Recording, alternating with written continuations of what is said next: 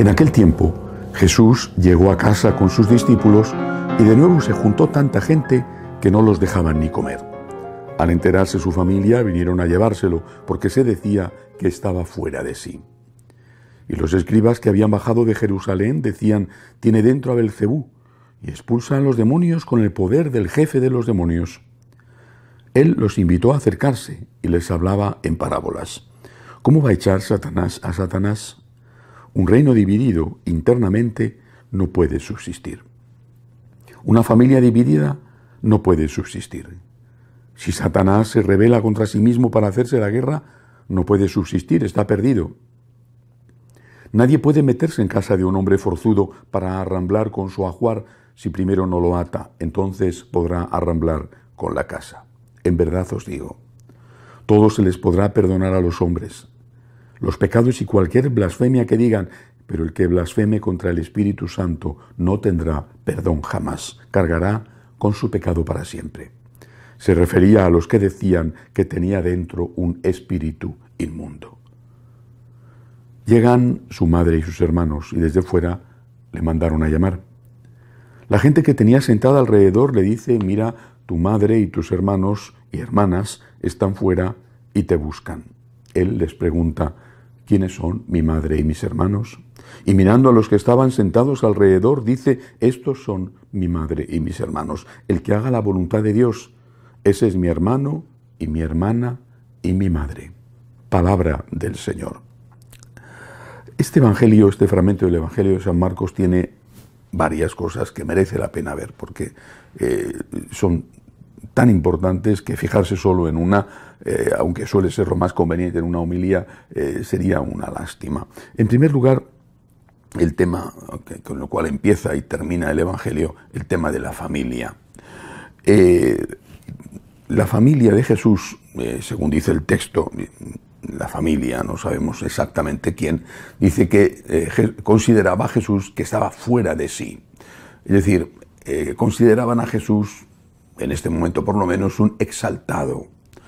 Eso es lo que significa estar fuera de sí, incluso peligroso en el sentido no de que él fuera a hacer daño a nadie, sino de que sus declaraciones y su enfrentamiento con las autoridades religiosas de Israel podían terminar en lo que acabaron, la cruz, pero no solamente en un perjuicio para él, sino que podía, como rebote, suponer un perjuicio para su familia, y tenían miedo.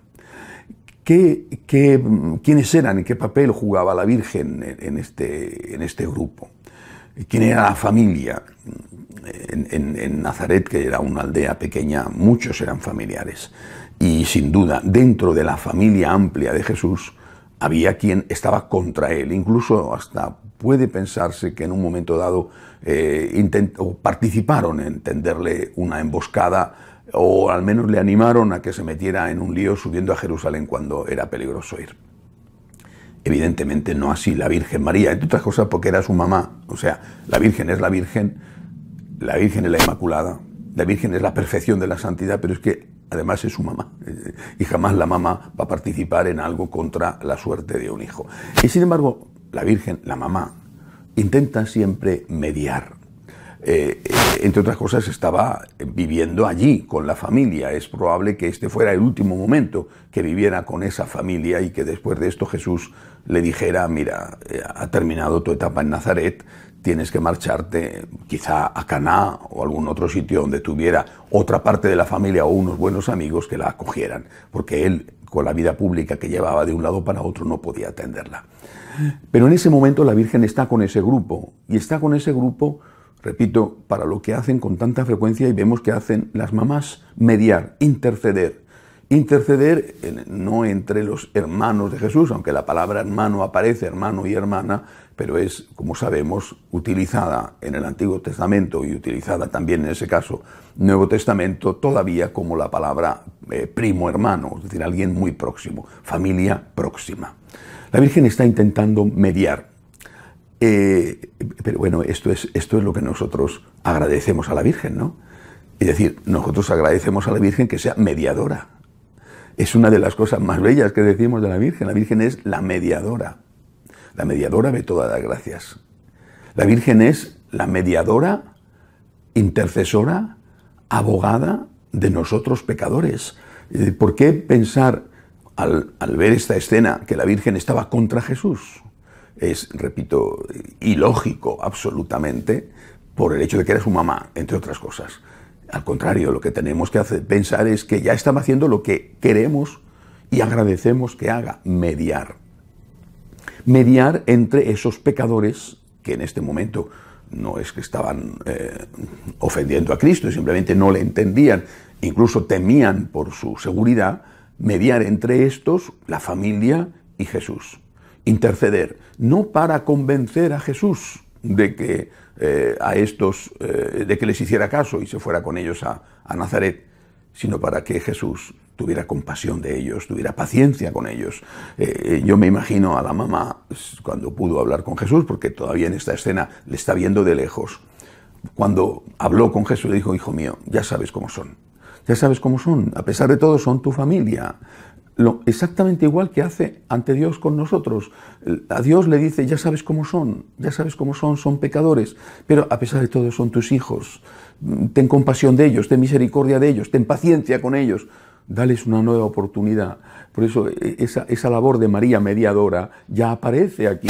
Ella está para interceder, para mediar, para pedirle a Dios una y otra vez, entonces y ahora, que tenga paciencia con nosotros. Y de aquí, además, surge una expresión de Cristo que nunca dejaba pasar una oportunidad sin dar una catequesis, una expresión de Cristo maravillosa.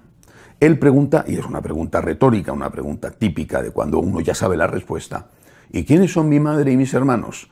Y no espera a que le digan: pues mira, tu mamá se llama María, tus hermanos son fulanito, zutanito. No, Jesús responde la respuesta que él previamente ya sabía que iba a dar: mi madre y mis hermanos son los que escuchan la voluntad de Dios, los que oyen la palabra, los que cumplen la palabra, los que escuchan la voluntad del Señor y la cumplen.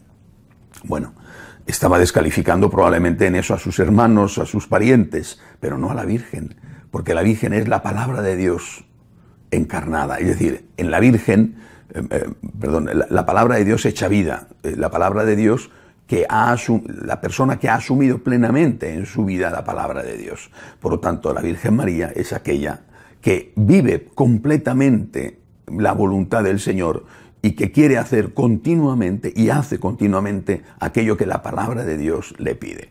La Virgen María es una mujer, no es una diosa, pero es una mujer completamente entregada al Señor y que está dispuesta continuamente a hacer la voluntad de Dios. Aquí está la esclava del Señor, hágase en mí según tu palabra. Es decir, la maternidad de la Virgen no solamente implica o supone una maternidad física importantísima, porque sin la madre, a ver cómo naces. La maternidad de la Virgen va más allá y es también una maternidad espiritual. Por eso en este Evangelio aparecen dos cosas esenciales sobre la Virgen. María mediadora, que intercede por los pecadores para que Dios sea paciente con nosotros. Y María revestida de la palabra, ese manto azul que la tradición y los pintores han dibujado en la Inmaculada, representa precisamente que está revestida de la palabra, que ella está encarnando la palabra y que gracias a su seno la palabra, que es Cristo, el verbo que es Cristo, se hizo carne. Bueno, esto con respecto a la figura de la Virgen y a la polémica con su familia. Y luego el otro tema es el demonio y la unidad en la Iglesia. Aparece también aquí claramente, y no solamente, por supuesto, la unidad en la Iglesia, sino la unidad en cualquier aspecto. Aparece claramente aquí la sentencia del Señor de que el demonio es el señor de la división y que Él no está con el demonio, al contrario. El demonio es el señor de la división. Lo que quiere el demonio es dividir. Y nosotros tenemos que tener olfato católico.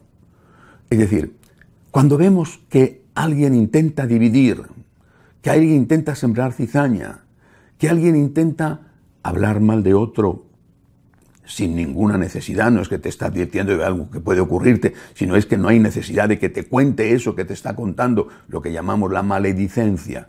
cuando alguien intenta dividir, cuando alguien intenta levantar fronteras en lugar de extender puentes, de abrir puentes.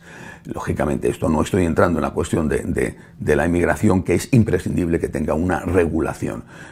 Una regulación no significa cerrar, una regulación significa una regulación. Cualquier país, cualquiera, lo tiene y es necesario que lo tenga. Ahora, dicho esto, tenemos que ser aquellos que no dividen, sino que unen.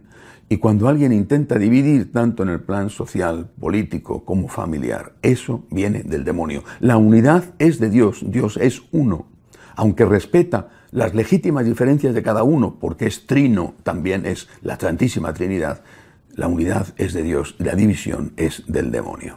Y luego viene esta frase misteriosa de Jesús, que todos los pecados y las blasfemias, dice el Señor, se le pueden perdonar al hombre, menos el que blasfeme contra el Espíritu Santo. Bueno, muchos han preguntado qué significa la blasfemia contra el Espíritu Santo. Hay que mirar el contexto para entenderlo, por lo menos para intentar entenderlo, porque sí, ciertamente tiene un poco de misterio esa frase. A mí me parece que estaban hablando cuando estaban hablando de Satanás, ¿no? Y decían que él estaba poseído por Satanás, es decir, estaban diciendo que el Espíritu Santo, que él estaba en unidad con él, porque son tres personas distintas, pero un solo Dios verdadero, comparte Jesús con el Espíritu y con el Padre la única naturaleza divina. Lo que Jesús estaba diciendo, que al decir que ese era el espíritu de Satanás, estaban blasfemando contra el Espíritu Santo. Bueno, nosotros esto yo no creo que nadie lo diga hoy en día, pero en cambio sí dicen otras cosas, que también son blasfemias contra el Espíritu Santo. Cuando dicen que Jesús no fue concebido por obra del Espíritu Santo, están haciendo una blasfemia contra el Espíritu Santo. Cuando dicen que Jesús, como algunos afirman, fue concebido por obra de un mortal y no precisamente por obra de San José, según algunos afirman, fue concebido de una forma brutal en la Virgen María mediante una violación, están blasfemando gravísimamente contra el Espíritu Santo. Jesús es hijo de Dios, no es hijo de Satanás y ni siquiera es hijo de un hombre. Jesús es hijo de Dios, el hijo único del Padre, Dios de Dios. Jesucristo es el Dios hecho carne, el único Hijo de Dios hecho carne. Jesucristo, por lo tanto, es la plenitud de la divinidad. Comparte con el Padre y con el Espíritu la única naturaleza divina.